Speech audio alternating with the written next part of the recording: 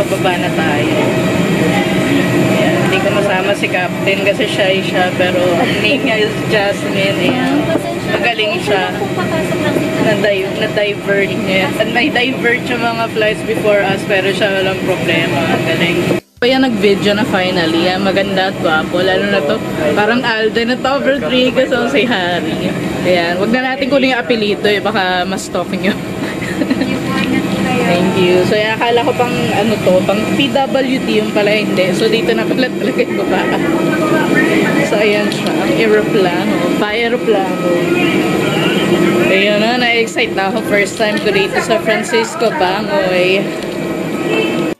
Yan, ang name na niya is Davao International Airport. And, the original building is actually designed by national artist na si Leandro Locsin. Ayan. So, pag may nakita kayo na pilang ganyan, hindi pa dyan. Diretso pa tayo. Ayan. So, dun pa sa far away. Kita nyo itong baggage claim, elevator. Then, you have to go down. Paglalak. Parang tanga. Ayun. Hindi na pala nakalak. Ayan. Davao. Nako, ang dami palang ganap dito. 17, that's today. May event to. Punta kaya natin. Pero di naman tayo invited. So, ayan. Wow. Ang linis ha. I like it. It's so clean. Hindi ko naman sinabing dirty yun sa Maynila, pero diba, sinabi ko lang, it's so clean and even the lights, alam mong minimaintain. Kapag madaling araw ka pala dumating dito, wala kang mapupuntahan, wala kang di makakailan. Unless may sundo ka talaga. So, yun lang yung medyo, ano dito, challenging. But the rest is, we'll see. So, sa ngayon magantay tayo kasi like, magti-3 pa lang yata eh. I mean, yeah, mga 2:30 tayo nag-land. And, yun. Antayin natin yung araw sa labas.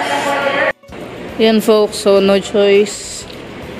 We have to leave. Because we're hungry. Kung akit sa taas, itutuloy na lang ako. So, babanta tayong Jollibee sa highway. Safe naman daw. Sana totoo. Naglabas kayo? Pero, lalabas na yan. Wala na kayo bagay, no? Wala. Ito lang talaga dala ko. So, tataka si ate. Kaya nga, ang bigat nito. Nakita nyo, may scars. Scars, like marks. So, yan siya. Mukha naman safe. Mukha naman. So, okay. I think papakanan niya tayong ikot. So, let's go. Yan, so di ko kinaya nag-taxi tayo. Layo ikot. 10 minutes kaso nga lang, madilim. Better not leave it to chance. Okay. Fumigation time. Hindi, pwede naman umorder. Di pala fumigation. Ano, nag-fumigate. Ang lakas ng aircon, no? What is up with that?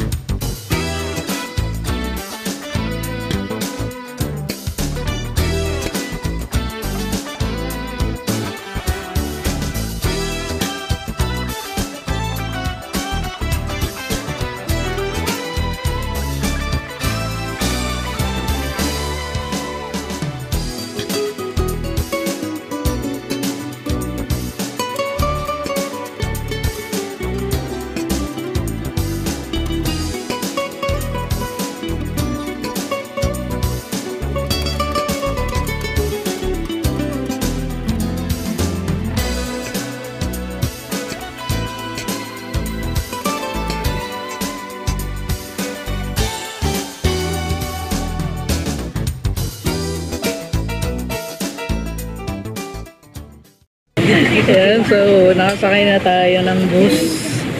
Papuntang Kaputian. Ayan. So, sagarin na natin hanggang dulo, then pabalik tayo. So, bukod sa Kaputian, ang gusto ko lang naman puntahan is yung cafe, tapos yung balete na malaki, tapos, of course, Montfort, na hanggang 4:30. So, totoo yung vlog ni Gala ni Sayad, 100 nga yung mamasahe.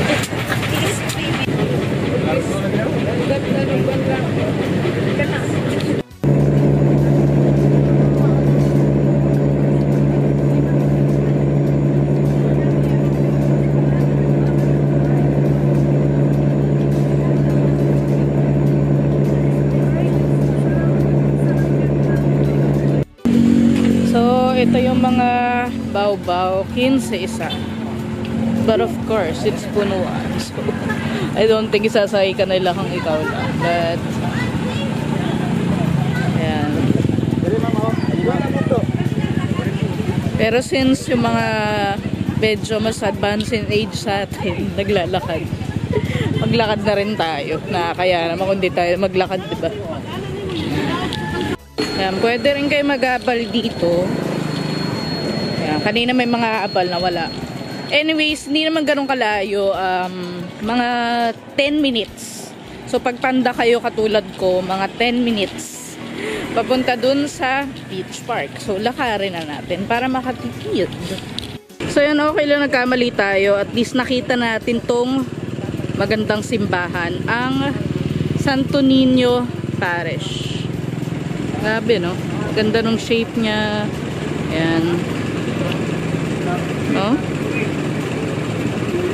Tsaka, ewan ko, iba yung feeling ko dito sa church na to eh.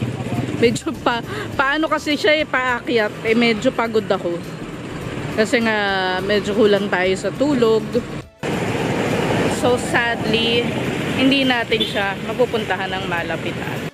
So, pag nakita nyo yung gas, tsaka yung 7-Eleven, ito siya.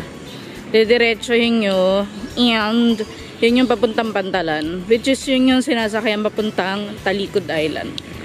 And so ito yung Coast Guard substation ng Kaputian. Ayun ang charter papuntang Talikod Island. So yeah, maraming sakay, and medyo, diba, malaki yung vessel, hindi siya basta boat.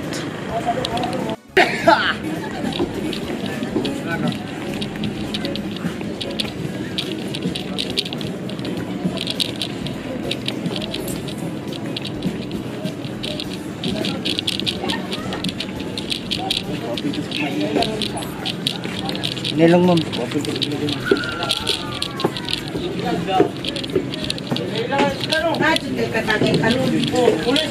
Yan, so buhay pa naman tayo pagkatawid.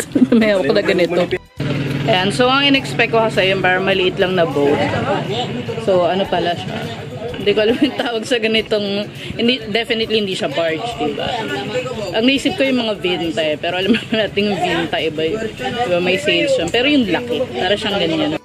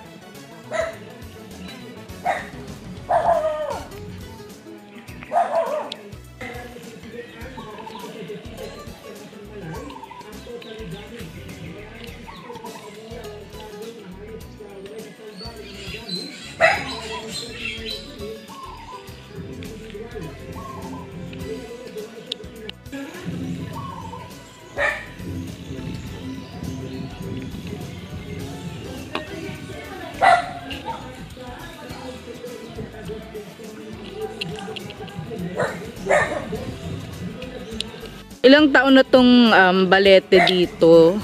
Alam ko daang taon na pero alam mo ba yung estimate at saka ano yung... Since 1930 siguro, 30. 30 siguro ma'am. Yun yung sabi-sabi na ay tingnan ko muna dito mama ko. Meron namang nakalagay dito ma'am. Gusto mo punta yung tuta dito, baka lapain ako.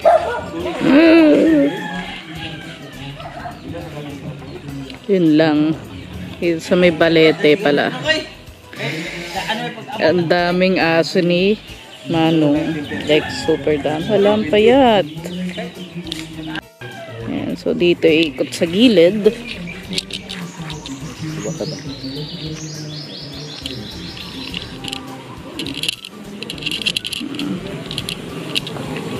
Para tayo nagpuntang kuweba nito sakit.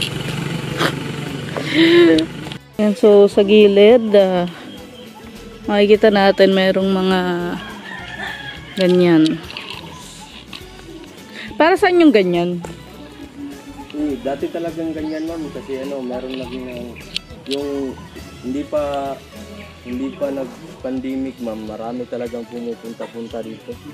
Tapos lagyan na ng ganyan para yung mga tao may mapipicture. Nagpipicture talaga. Kaya hala ako may ritual.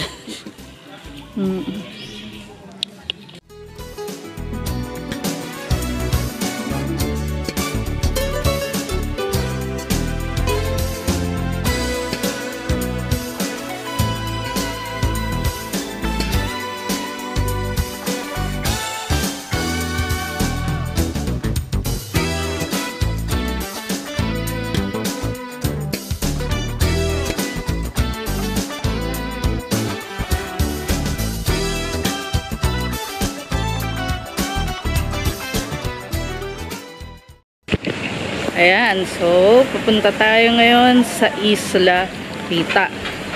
So sabi ng Baw-Baw driver si Kuya, ito raw ay yung pinupuntahan dito ng mga turista talaga. Ayan, so sabi ng ating guide, ito raw yung area na hindi pa develop.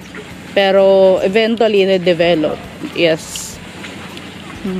So karamihan ng kabuhayan dito sa Taligod, no, yung natural is pangingisda, no, and pagbabangka, like ikaw pagbabaw-baw. May iba ka pang ginagawa bukod sa baw-baw? Pag-uuma ma'am, mag-uuma. Ano yung pag-uuma? Yung nagtatanim ka ng mais, yung mga gulay, sari-saring gulay. Pero anong kaiba niya sa normal na pagtatanim? Bakit pag-uuma yung tawag?